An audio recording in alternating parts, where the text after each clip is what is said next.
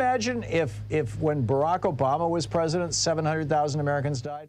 Keep in mind, 4 Americans died at Benghazi. Dozens of congressional hearings, 11 hours of testimony from Hillary Clinton.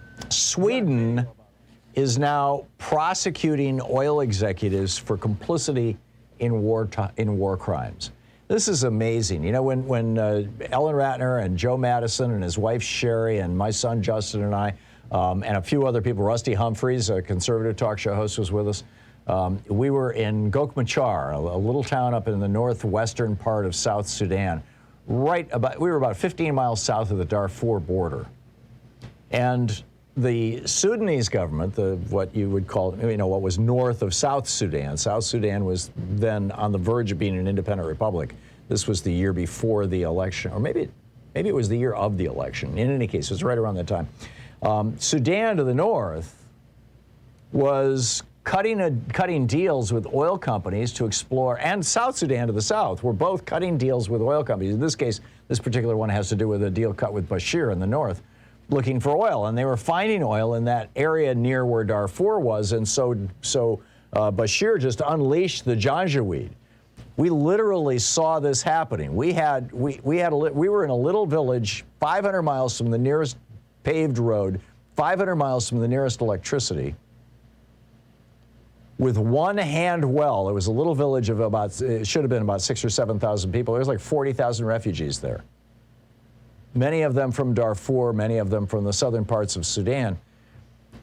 And we could see the fire from the burning huts, homes in Darfur on the horizon. As we flew in and took off, we could see the violence going on just right across the border from us.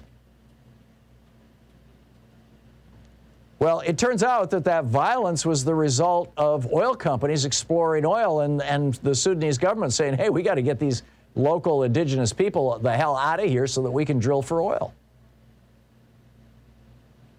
And the Swedish government, one of those oil companies was a Swedish oil company. And the Swedish government now is talking about going after them. This is from Daily Kos, a post by Pakalolo. The Swedish prosecution authority has indicted 2 oil executives for complicity in the war crimes against the people of Sudan by the former government of Omar al-Bashir. And then they talk about the chair and controlling family shareholder of a Swedish oil and gas company and the CEO of this company, quote, are alleged to have committed grave war crimes by sparking a civil war that resulted in the deaths of thousands and the displacement of hundreds of thousands. If these guys are convicted, these Swedish oil executives are convicted, they could be put in prison for the rest of their lives. I mean, this is pretty amazing. This is from the Associated Press. From 1983 to 2005, Sudan was torn apart by a civil war between the Muslim-dominated North and the Christian South. The separate conflict in Darfur, the war-scarred region of Western Sudan, began in 2003. Thousands of people were killed, nearly 200,000 displaced. In a 2010 report by an activist group, they alleged that this particular oil company and 3 other oil companies helped exacerbate the war in southern Sudan by signing an oil exploration deal with the Sudanese government for an area the regime didn't fully control. The military and its allied militia systematically attacked civilians or carried out indiscriminate attacks, said public prosecutor Heinrich Attorps in a statement. This is all coming out of a Financial Times piece. Atrocities included killings, rape, child abduction, torture, the destruction of schools, markets, and clinics, the burning of food huts and animal shelters. Thousands died, 200,000 people violently displaced. And I saw at least 20,000 of them with my own eyes.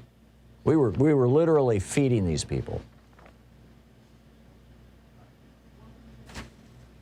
So is it time for us to take a serious look at not just the damage that is being done by oil exploration around the world? You know, we just had all these oil executives before Congress, but also for us to take a serious look at the behavior of some of these companies internationally?